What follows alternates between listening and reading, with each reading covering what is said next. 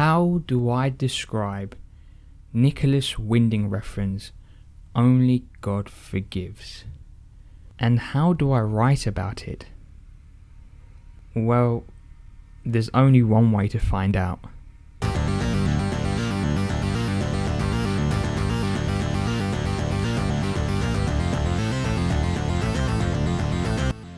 Only God Forgives is a bizarre piece of cinema that I am infatuated with.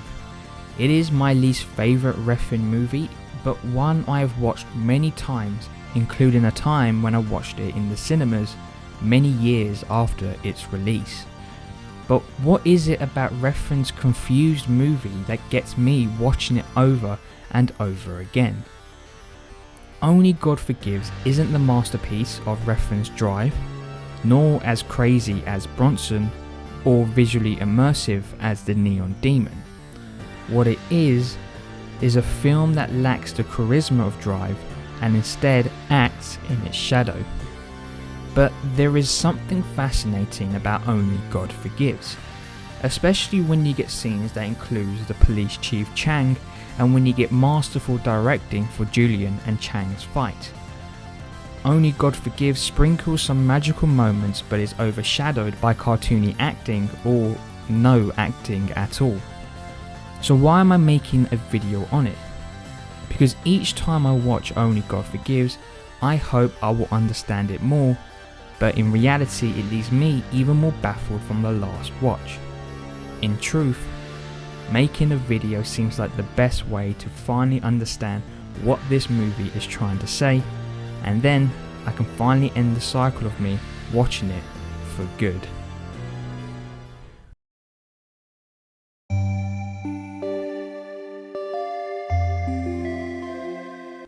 What makes Only God Forgive interesting and baffling is the story isn't complex. Julian's brother Billy rapes and murders a 16-year-old girl. The father of the 16-year-old kills Billy. Julian's mother Crystal gets revenge by getting that father killed and wants the police chief who was involved killed too. Julian first refuses to help his mother, but after one of their business partners dies by the hands of the police chief Chang, Julian accepts the responsibility to take revenge, which leads him to defeat, which eventually leads to Julian sacrificing both his hands.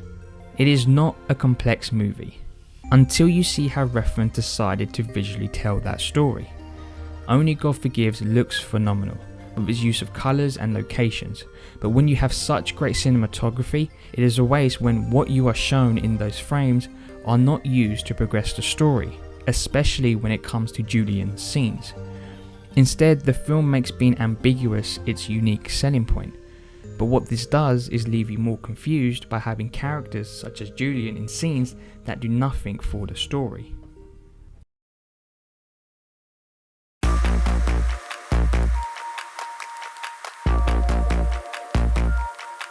There are similarities to be made with Julian and Driver from Drive. Both characters are lonely and find it hard to emote often. Both do not talk, and both are violent. However, Julian is nowhere near as interesting, charismatic, or brutal as the Driver in Refn's previous film, Drive. And the success of Ryan Gosling's Driver compared to his Julian is that the character had more to do that allowed the story to progress. There are two important traits of the Driver. He cares deeply for Irene, which plays out one of cinema's best love stories, and his driving ability is what makes him unique in that movie world. For Julian, there isn't anything that grips you. There isn't a trait that stands out. This is because Julian fails to move the story forward or add anything exciting to the screen. He doesn't have people in his life who he genuinely cares for, nor does he have a purpose that separates him from the other characters. It becomes a point where if he is removed from the movie, there isn't a change. Julian refuses to take revenge on his brother's murder, and instead it is his mother that moves the movie forward by acting on that revenge. Julian is a bystander. The only major difference from Julian at the start of the movie and by the end is that he loses his hands by Chang, which signifies him removing his violent nature. His relationship with violence is by far his most interesting theme, because it is what defines his character in the movie. Throughout Only God Forgives, we see Julian battle with his violent tendencies, which can lead him to swing in between reason, such as the time he spared the man who killed his brother, to letting that rage out, which was shown when he confronted the two drunk men. Julian's violence was told to us by his mother, who claimed that Julian killed his own father, which was the reason for him to move to Thailand. And we can see Julian struggle with his violent nature by his constant clenching and unclenching of his fists, which is an action that tells us about how he is suppressing his violent tendencies. His violent nature is probably the reason Julian does not emote very often. Him suppressing his natural instinct leaves him somewhat cold and distant, but in reality, what he's doing is just holding his emotional violence. When Julian does act on his violent nature and challenges Chang, he loses. This is because for Julian, violence is never the answer. He killed his father, which left him fleeing to Thailand, and now he loses to Chang, which leads him sacrificing his hands, meaning Julian can never fight again.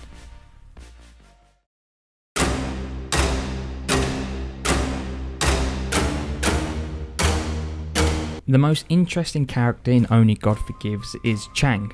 This is because, as the title suggests, I believe that Chang was God, and the title of the movie was implying that Chang can only forgive the crimes of those in Thailand, and Chang can only decide the fate of those who sin.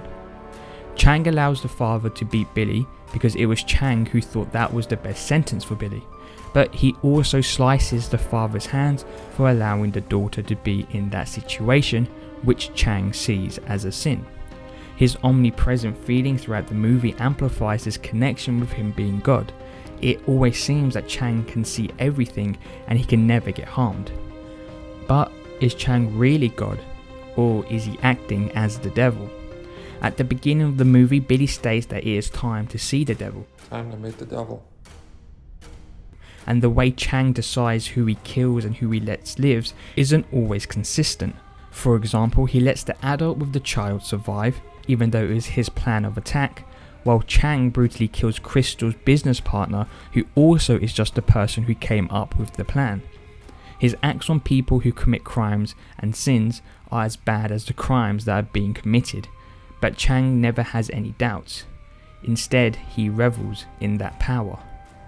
Chang doesn't give judgment to the people who sin, he passes punishment on them instead.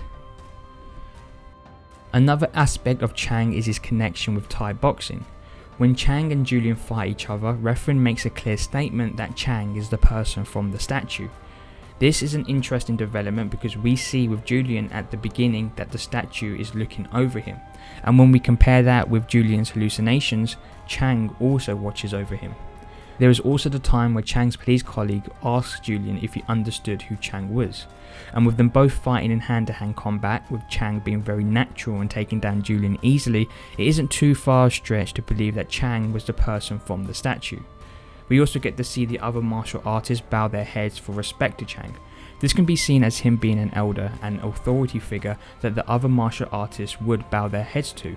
But I think it is an interesting setup that they bow their heads because they know he is the person from the statue, a great Thai boxing martial artist.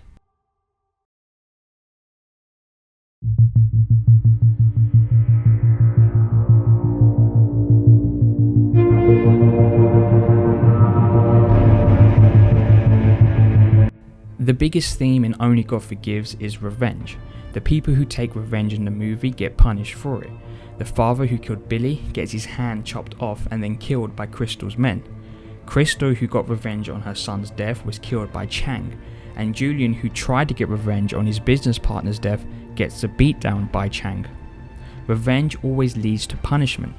So is the movie actually advocating non-violence over violence? This is an interesting idea because compared to Drive, which was about the nature of violence always coming out, Only God Forgives is about the violence being a downfall and taking the non-violent route being the better option.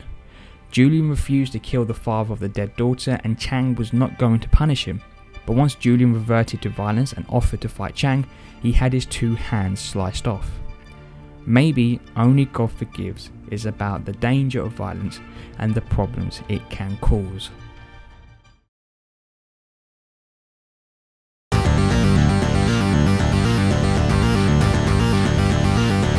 Refn's Only God Forgives is a piece of cinema that has stayed with me from the first time I watched it and has always left me bemused by what was going on. The movie's simplicity became confusing by how Refn decided to tell his story, but I admire Refn's style and distinct colour palette and cinematography. He does what many other big directors do not do, and that is to experiment with the art form. In the end, I probably will watch this movie again, because I still don't clearly know what Refn was trying to do, and I might become even more confused on what Refn is trying to say or trying to portray. All I can do is to forgive him for making an experimental movie, but for some others, not even God can forgive.